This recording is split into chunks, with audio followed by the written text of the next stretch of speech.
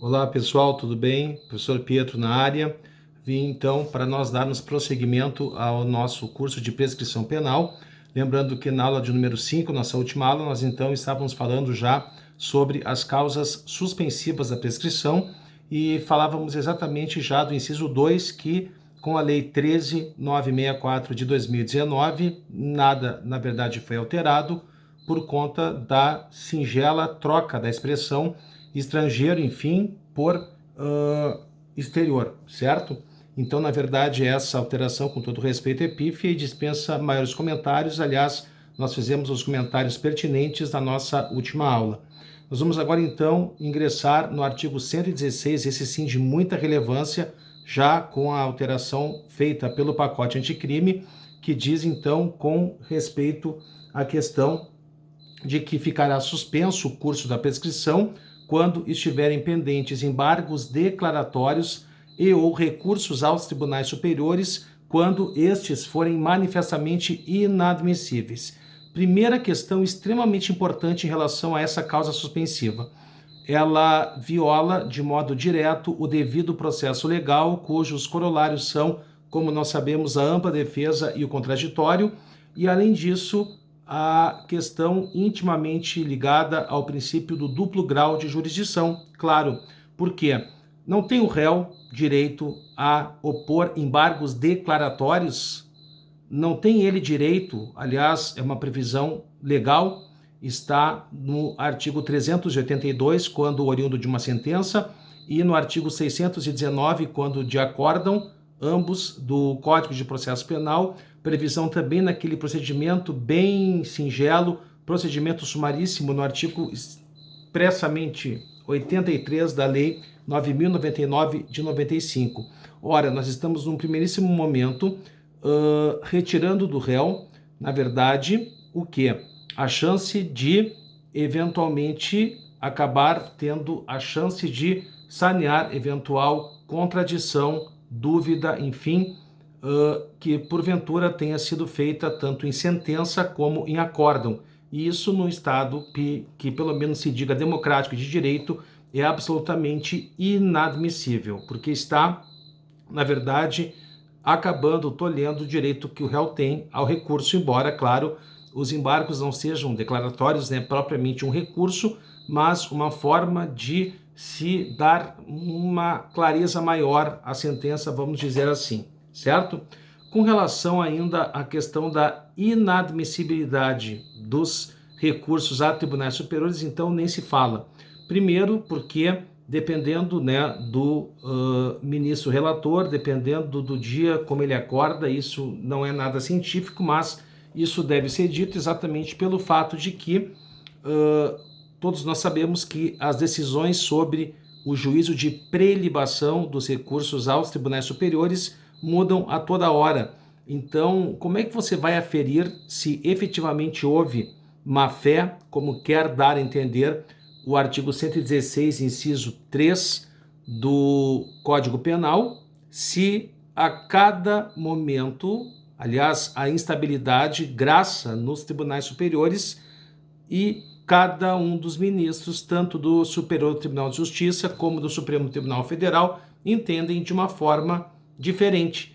Então, isso muito longe, claro, muitas vezes pode acontecer, mas nós não podemos presumir que esteja havendo uma espécie de dolo, de má-fé no manejo desses recursos, por mais que eles não tenham aquele condão, aquela grande efetividade de modificar a decisão, enfim, porque somente se pode versar, enfim, só se pode combater questões vinculadas à lei federal e à Constituição da República. Agora, o réu tem esse direito diante do duplo grau de jurisdição. Então, não me parece que seja razoável, por várias razões, na verdade, que tenhamos essa causa suspensiva da prescrição.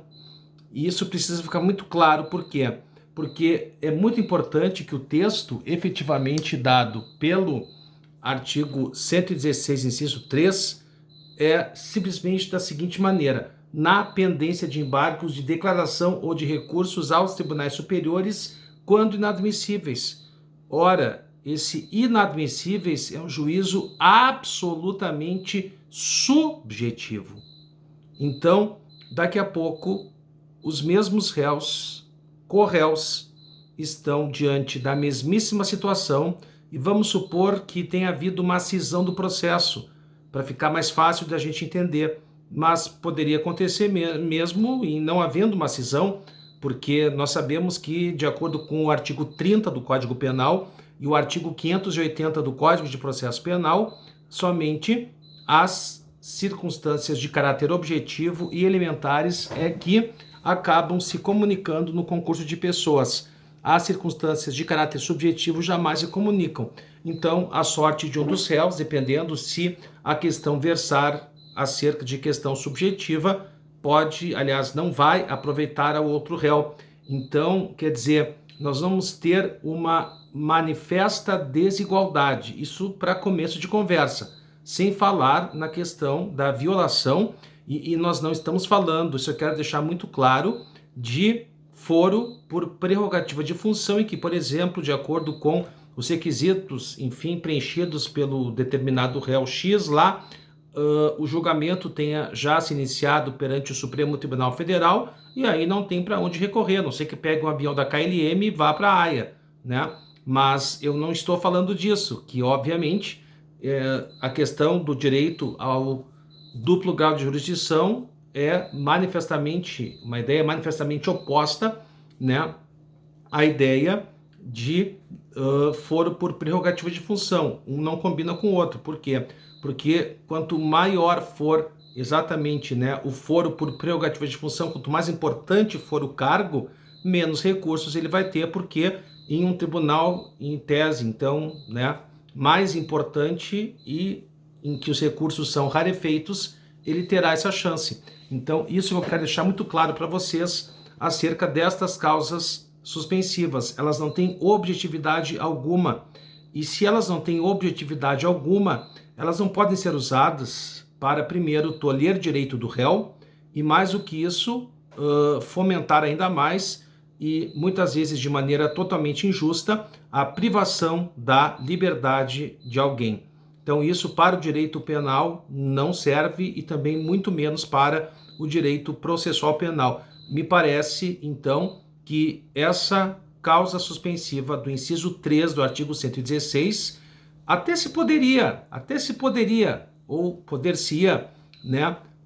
Como já se faz, aliás, né, o filtro para que se chegue até Brasília é muito grande. Então, que estabelecessem critérios para que os recursos fossem admitidos. E isso já estaria de bom tamanho. Agora, de maneira a priorística, simplesmente dizer quando o recurso for manifestamente inadmissível, e volto, né, com aquela mesma questão que eu estava comentando. Quem é que vai dizer que aquele recurso é manifestamente inadmissível? Quer dizer, o que é inadmissível num dia para um ministro, com certeza não será num outro dia para aquele mesmo ministro, que é pior, ou para um outro ministro, tanto do STJ como do Supremo Tribunal Federal. Então você está simplesmente jogando demais com a subjetividade dos eminentes ministros para decidir acerca da privação da liberdade de alguém. E, como eu já disse, isso é inadmissível, por isso que eu sustento, inclusive, a inconstitucionalidade do artigo 116, inciso 3 do Código Penal. Ora, se alguém me desse um critério objetivo do que é inadmissível, a gente sabe, né, o que quiseram dizer. Eles quiseram, na verdade, né, a palavra que queriam colocar ali seria protelatórios. Mas para não ficar, né, aquela coisa assim, tipo, tão evidente, né, ficar um pouco mais rebuscado, colocaram inadmissíveis. Mas, por favor, né, inadmissível é algo subjetivo, mas na potência 1000. É isso que eu quero que vocês entendam. É a mesma discussão que nós temos em relação à execução provisória, que nós vamos fazer um outro vídeo em relação a isso, para a gente não misturar as coisas nessa contextualização da prescrição penal. Certo, galera? Então, muito cuidado com esse inciso 3 do artigo 116. Eu não posso recorrer mais, então, réu não pode recorrer mais. Por quê? Porque ele vai ter sempre uma pequena chance de mudar aquele acórdão, aquela sentença, porque nós sabemos que recurso, pegar especificamente o recurso especial extraordinário, nós sabemos que a chance de mudança da decisão que, né, foi proferida em segundo grau em tribunal inferior é muito pequena, porque as alegações só podem versar acerca de infringência à lei federal ou à Constituição da República. Tanto que foi esse o grande motivo pelo qual o ministro Teori Zavascki, em fevereiro de 2016, então, né, ele não mais conferiu efeito suspensivo a esses recursos. O que aconteceu depois também com o Tribunal do Júri e o que isso tudo tem em comum? Recurso especial, recurso extraordinário e decisões proferidas pelo Tribunal do Júri dada a soberania dos vereditos. Há praticamente absoluta, eu diria quase, né, impossibilidade de mudança dessas decisões, porque a soberania dos vereditos é uma cláusula pétrea, ou seja, os jurados é que detêm o mérito e a competência total para o julgamento, certo? Dos crimes dolosos contra a vida e conexos. Então a chance de um tribunal, enfim, alterar uma decisão oriunda do Tribunal do Povo é muito pequena. A mesma coisa acontece em relação a um recurso especial ou extraordinário. Por isso que eu tinha comentado que aquela decisão do ministro Celso de Mello, com todo respeito, absolutamente equivocada, porque, olha só, lembram? Ele se embasou para dizer que não poderia haver prisão automática, execução provisória, oriunda do Tribunal do Júri, porque o júri é um tribunal de primeiro grau. Mas, cara, não é, podia ser de meio grau, não é o primeiro grau, segundo grau, terceiro grau, não é isso que se está discutindo aqui. O que se está discutindo não é nem a presunção de inocência, o que se está discutindo é o seguinte, é o fato de que, como a chance de mudança de uma decisão emanada do Tribunal do Júri, de um recurso especial, se for admitido, tem mais essa ainda, e de um recurso extraordinário, são praticamente nulas. Então, é isso que traz o quê? Que traz a questão comum desses três, digamos, né, recursos e que, portanto, deram ensejo à possibilidade da execução provisória da pena, como, aliás, a execução provisória da pena, ela foi reinserida, na verdade, não estava na lei, em tese, né, porque recurso especial e extraordinário nunca tiveram efeito suspensivo, mas sempre esteve lá na Lei 8.038 em relação à questão de não ter efeito suspensivo, nem recurso especial e tampouco recurso extraordinário. Então isso é muito importante, ok? Então isso é importante que vocês sempre lembrem. O que há em comum entre esses três institutos? Há quase nula possibilidade de, enfim, modificação da decisão exarada pelo Tribunal do Júri em razão da soberania dos vereditos. De um recurso especial, eu só posso analisar a infringência à lei federal. Eu vou poder reanalisar a prova, depoimento? Claro que não. E a mesma coisa se dá em relação a recurso extraordinário, ok? Agora, sem dúvida alguma, eu vou ter que ficar pensando. Se eu recorrer, se eu opor embargos de declaração, a prescrição ficará suspensa. E aí? Será que, a prioristicamente, a gente já pode dizer que este réu está agindo de má fé porque está manejando recursos absolutamente protelatórios e inadmissíveis? Não, né? Então, me parece que andou mal o legislador quando fez inserir o inciso 3 do artigo 116, inibindo. Na verdade, ele acabou com o princípio do duplo grau de jurisdição. Por isso, então, temos que olhar com muita parcimônia, com muito cuidado, com muita cautela, essa questão do inciso 3. Aliás, não é assim, né?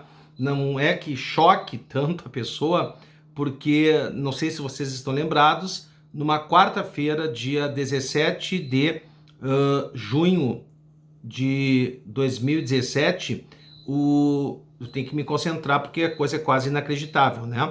O Supremo Tribunal Federal decidiu criar uma causa interruptiva da prescrição penal, qual seja que todos os processos, quando um deles, enfim, fosse, né, encaminhado à repercussão geral, claro que, então, acarretaria isso, na verdade, a suspensão do processo e também a suspensão da prescrição. Eu não sabia que o Poder Judiciário poderia aumentar o poder de punir do Estado.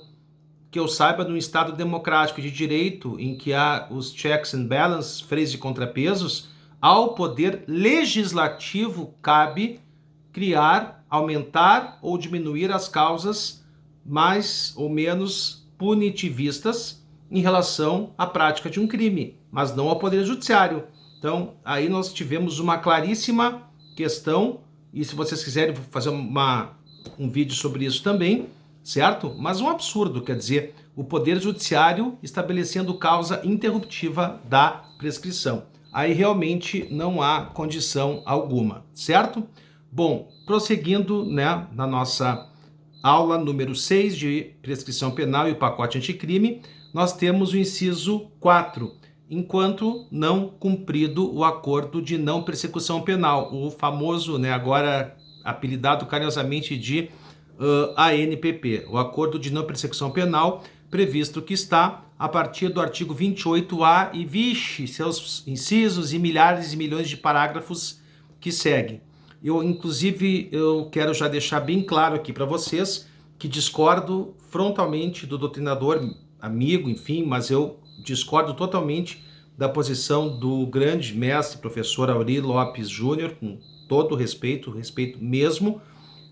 Ele escreveu um artigo no Conjur dizendo que o acordo de não persecução penal, que é uma causa suspensiva da prescrição, ele sustenta, né, ele é extremamente garantista, enfim, mas ele sustenta que esse acordo de não persecução penal é, na verdade, de aplicabilidade retroativa, inclusive a fatos ocorridos antes da entrada em vigor da Lei 13.964 de 2019, o nosso pacote anticrime. Por que Aury Lopes Júnior diz isso? Ele diz que, cumpridas as condições impostas durante o período fixado, a lei não fixa, mas conforme o acordo feito com o Ministério Público, então ficarão suspensos, nem tem processo, né? Então, na verdade, ficará sobrestada a ação penal, enfim, antes mesmo de ela começar, e ficará suspenso o curso da prescrição. Mas ele se baseia no fato de que, cumprido esse acordo de não persecução penal, extingue-se a punibilidade. Muito cuidado, muito cuidado. Vocês devem estar lembrados, né, pessoal, quase é besta, do artigo 366 do CPP. É aquele artigo que foi alterado pela Lei 9271, de 17 de abril de 1996. Fez aniversário agora, né, na sexta-feira, se me falha a memória. Então, o que acontece? Antes dessa lei, só ficava suspenso o processo. Que coisa absurda, né? Quer dizer, premiando a má-fé do réu. Essa lei 9271, de 17 de abril de 96, o que ela fez? Ainda bem, né? Ela trouxe para esse artigo que diz o que mesmo? O réu, lembram? Que, citado por edital, mais que não compareça pessoalmente ao processo e mais que não tenha advogado constituído, tudo isso vai acarretar primeiro a suspensão do processo e também, junto com a suspensão do processo, vai acarretar a suspensão da prescrição. Cuidado, somente após o advento dessa lei 9271 de 17 de abril de 96, ok?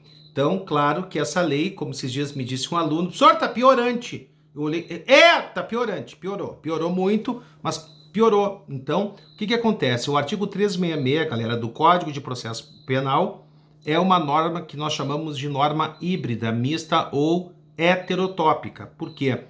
E o que é uma norma heterotópica? Ela traz uma parte de direito material, extinção da punibilidade, e uma parte de direito processual, que é a suspensão do processo. Como é que nós interpretamos uma norma heterotópica, que é formada, então, por uma parte penal e uma parte processual? Sempre, sempre, sempre pela sua parte material. E vamos combinar, né? A parte material desse artigo é muito, muito mais grave, é pior para o réu. Por quê? Porque criou uma causa de suspensão da prescrição. Tanto que, para isso, o STJ, ele editou há muitos anos, lembram? A súmula de número 415, que diz o quê? Que o prazo máximo de suspensão da prescrição pelo artigo 366 do CPP é o da pena máxima combinada em abstrato. Eu não tenho exatamente uma norma heterotópica no ANPP, no Acordo de Não Persecução Penal? Claro que sim.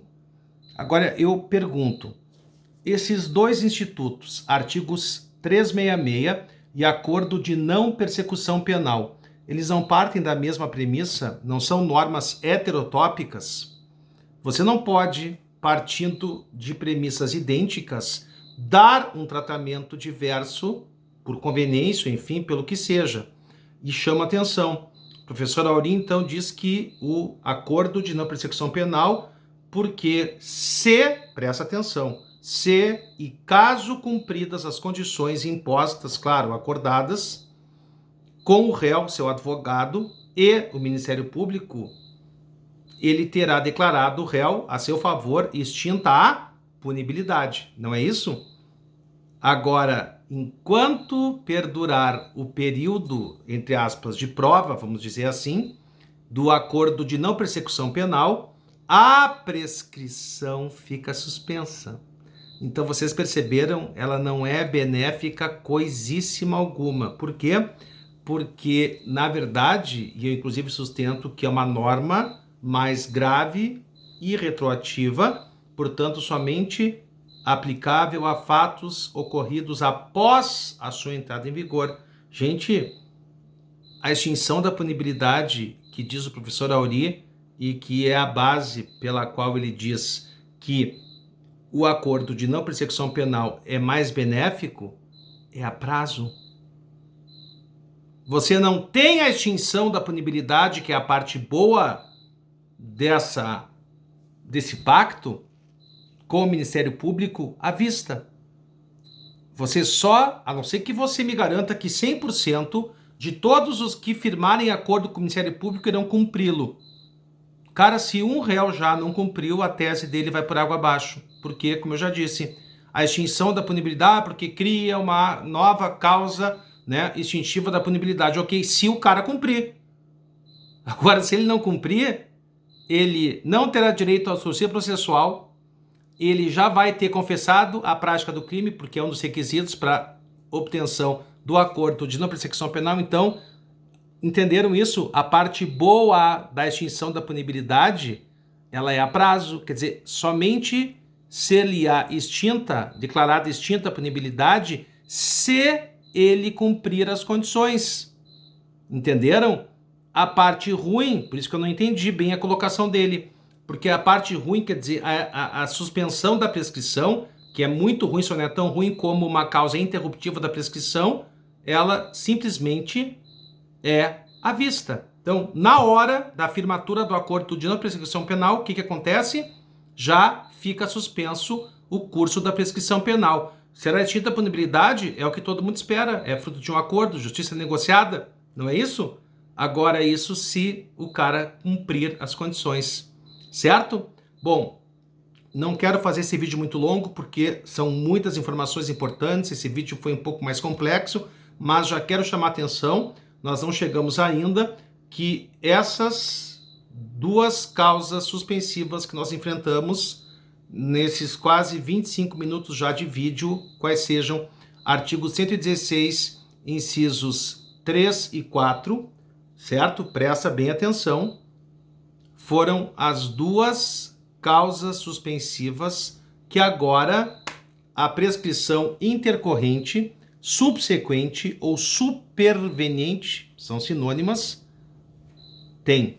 Porque antes do pacote anticrime, a prescrição intercorrente, subsequente ou superveniente, elas não tinham qualquer causa interruptiva e suspensiva, que é o que estamos falando agora. Então, se forem questionados, sem dúvida alguma, a espécie, temos 4, né? PA, PR, PI e PE. A prescrição que mais sofreu alteração com o pacote anticrime, mormente porque esse pacote, o que fez em relação às causas, em relação à prescrição, foi inserir novas causas suspensivas da prescrição. Então, a prescrição que mais sofreu alteração, sem dúvida alguma, foi a prescrição intercorrente, subsequente ou superveniente. Com isso, então, ufa, acabamos as causas suspensivas da prescrição em abstrato previstas no Código Penal, hein? Quero alertá-los acerca disso, certo? Estamos ainda na prescrição em abstrato. No próximo vídeo, nós vamos terminar a prescrição em abstrato, vamos falar das causas restantes suspensivas, agora, claro, fora do Código Penal, e vamos falar das causas interruptivas da prescrição em abstrato, e depois já vamos começar, na outra aula, então, a falar sobre a prescrição retroativa, certo? Beijo grande a todos. Qualquer dúvida, enfim, me chamem. Vocês sabem como, né, entrar em contato comigo, tanto pelo YouTube como pelo Instagram. Meu Instagram, @prof.pietro_jr, certo? Beijo grande e até a nossa próxima aula.